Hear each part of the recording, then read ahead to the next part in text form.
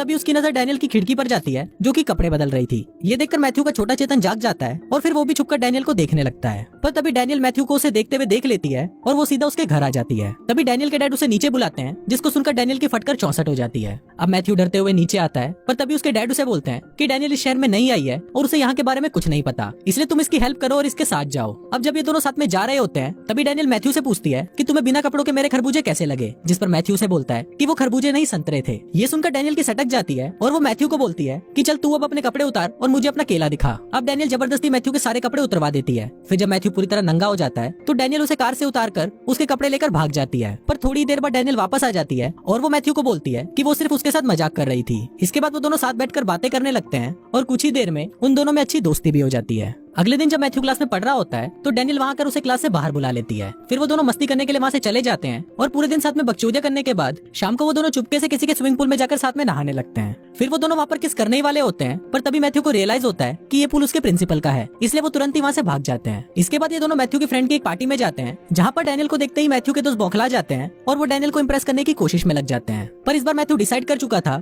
कि डैनियल को घोड़ी तो वो ही बनाएगा, इसलिए वो डैनियल के पास आता है और उसको सबके सामने किस करने लगता है। अब डैनियल को किस करने के बाद मैथ्यू को ऐसा फील हो रहा था कि अब जॉनी सिंस का बाप तो वो ही है। पर तभी उसका एक चोमू दोस्त उसके पास आता है और उसे बोलता है कि भाई तू जिसे मियां कुमारी समझ रहा है वो तो मियां खलीफा है और लोग उसकी वीडियोस देखकर अपनी टंकी खाली करते हैं। अभी सुनकर मैथ्यू का दिल टूट जाता है और वो निराश होकर वहाँ से जाने लगता है। पर तभी उसका दोस्त उसे बोलता है कि अगर ये घपाघप स्टार है तो क्या हुआ, तुझे तो इस चीज का फायदा उठाना चाहिए और तू जो चाहे उसके साथ कर सकता है। अभी सुनकर मैथ्यू सीधा डैनियल के पास जाता है जो उसकी माँ के साथ बैठकर उसकी बचपन की फोटोज देख रही थी। वहाँ मैथ्यू डैनियल को बोलता है कि आओ मैं तुम्हें तारों के शहर ले चलता हूँ, और फिर वो दोनों साथ में एक होटल में जाते हैं जहाँ मैथ्यू डैनियल को घोड़ी बनने के लिए बोलता है। अब डैनियल भी समझ गई थी कि मैथ्यू उससे क्या चाहता है, जिस पर डैनियल उसे बोलती है कि तुम मुझे गलत समझ रहे हो, मैंने घोड़ी बनने का काम तो कब का छोड़ दिया है। डैनियल बताती है कि पहले मैं किसी के लिए भी घोड़ी बन जाया करती थी, पर अब मैं वैसा कुछ नहीं करती, और ये बोलकर वो डैनियल से नाराज होकर वहाँ से चली जाती है। अगले दिन मैथ्यू डैनियल से माफी मांगने उसके घर जाता है, जहाँ पर उसे एक और आदमी मिलता है जिसका नाम कैली था। मैथ्यू कैली से पूछता है कि तुम डैनियल को कैसे जानते हो, जिस पर कैली उसे बताता है कि मैं डैनियल का प्रोड्यूसर हूँ और साथ ही मैं इसका एक्स भी हूँ।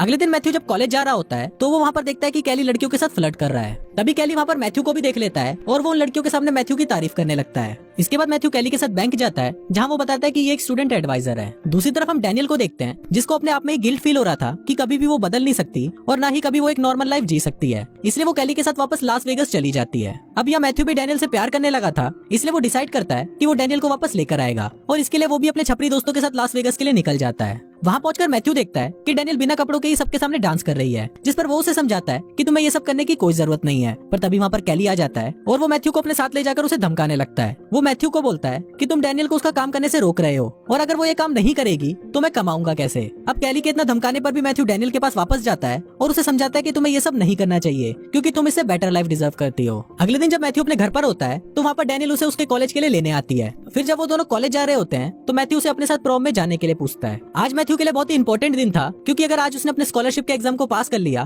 तो वो हायर स्टडीज के लिए एक बड़े कॉलेज जा सकता है। पर तभी एग्जाम के दौरान कैली वहाँ पर आ जाता है और वो मैथ्यू को उठाकर वहाँ से ले जाता है, क्योंकि मैथ्यू ने डैनियल को वहाँ से भगाकर उसके $30,000 का नुकसान करवा दिया था। इसके बाद कैली उसे कुत्तों की तरह मारता है और अपनी पूरी भड़ास निकालने के बाद वो मैथ्यू को ड्रग्स देकर किसी ह्यूगो नाम के आदमी के घर पर उसकी ट्रॉफी चोरी करने के लिए बोलता है। फिर जब मैथ्यू वहाँ पर चोरी करने जाता है तभी कैली पुलिस को फोन कर देता है, जिस वजह से पुलिस उसे पकड़ने आ जाती है। पर तभी वहाँ पर मैथ्यू के दोस्त आ जाते हैं और उसे बचाकर अपने साथ ले जाते हैं। इसके बाद मैथ्यू डैनियल के साथ कॉलेज में स्कॉलरशिप की स्पीच देने जाता है, जहाँ पर मैथ्यू को वो ड्रग्स का नशा चढ़ने लगता है और वो स्पीच की जगह सबके सामने उल्टी सीधी बातें बोलने लगता है, जिस वजह से उसे वो स्कॉलरशिप नहीं मिलती। इसके बाद जब मैथ्यू बैंक जाता है तब उसे पता चलता है कि उसने जो कंबोडियन स्टूडेंट के लिए $25,000 का फंड रेज किया था वो कैली वहाँ से स्टूडेंट एडवाइजर बन के ले गया है। ये सुनते ही मैथ्यू शॉक्ड हो जाता है और वो ये बातें अपने दोस्तों डैनियल को बताता है, जिसके बाद वो सभी मिलकर कैली को सबक सिखाने का प्लान बनाते हैं। फिर मैथ्यू और डैनियल दोनों ह्यूगो के पास जाते हैं, जो कि कैली की तरह ही एक प्रोड्यूसर था। वहाँ मैथ्यू ह्यूगो को सारी बातें बताता है और उसकी ट्रॉफी भी उसे वापस कर देता है। फिर वो ह्यूगो को बोलता है कि अगर आप हमें $25,000 दोगे तो हम आपको दुनिया का सबसे बढ़िया घपाघप वाला वीडियो बना कर देंगे। ये सुनकर ह्यूगो भी खुश हो जाता है और वो उनको पैसे देने के लिए राजी हो जाता है। अब सब लोग मिलकर वीडियो बनाने में लग जाते हैं, जहाँ डैनियल भी अपने कुछ दोस्तों को बुलाती है जो कि उसी की तरह घपाघप स्टार थी। इसके बाद ये लोग साथ में प्रॉम में जाते हैं, जहाँ पर सभी लोग सिर्फ उन्हें ही देख रहे होते हैं। तभी वहाँ पर मैथ्यू के कुछ क्लासमेट्स आते हैं और उसको बोलते हैं कि ये लड़कियां तो घपाघप स्टार हैं, जिस पर मैथ्यू उनसे पूछता है कि क्या तुम इनके साथ काम करना चाहोगे। अभी सुनकर वो लोग बहुत खुश हो जाते हैं और वो मैथ्यू को हाँ बोल देते हैं। अब ये सभी लोग मिलकर उसी रात वीडियो शूट कर लेते हैं और अगले दिन जब मैथ्यू अपने घर आ रहा होता है तभी उसके पास उसके दोस्त का कॉल आता है और वो उसे बताता है कि हमारी वीडियो को किसी ने चोरी कर लिया है और चोरी करने वाला और कोई नहीं बल्कि कैली होता है। कैली मैथ्यू को धमकी देता है कि इस वीडियो की कमाई का आधा हिस्सा तो मुझे दोगे, नहीं तो मैं इस टेप को तुम्हारे प्रिंसिपल और तुम्हारे पेरेंट्स को दिखा दूंगा। पर मैथ्यू उसे मना कर देता है, जिस पर वो उस टेप को सबको दिखा देता है। पर जब वो वीडियो स्टार्ट होता है तो हम देखते हैं कि वो सिर्फ घपाघप की एजुकेशन वाला वीडियो होता है, जिसको देखकर सभी लोग मैथ्यू की बहुत तारीफ करते हैं। अब ये टेप ऑफिशियली रिलीज कर दिया जाता है और देखते ही देखते ये टेप मार्केट में बेस्ट सेलर बन जाती है। अब मैथ्यू के पास बहुत सारे पैसे आ गए थे, जिससे वो अपनी यूनिवर्सिटी की फीस भी भर देता है और वो उस कंबोडियन स्टूडेंट को भी स्कॉलरशिप दे देता है। मैथ्यू बाकी बचे हुए पैसों से अपने लिए गाड़ी खरीद लेता है और वो कैली को एक एक्सपेंसिव गिफ्ट भी देता है, जिससे वो दोनों अच्छे दोस्त बन जाते हैं। लास्ट में मैथ्यू और डैनियल भी साथ में खुशी खुशी रहते हैं और कुछ इसी तरह से ये फिल्म यहीं खत्म हो जाती है।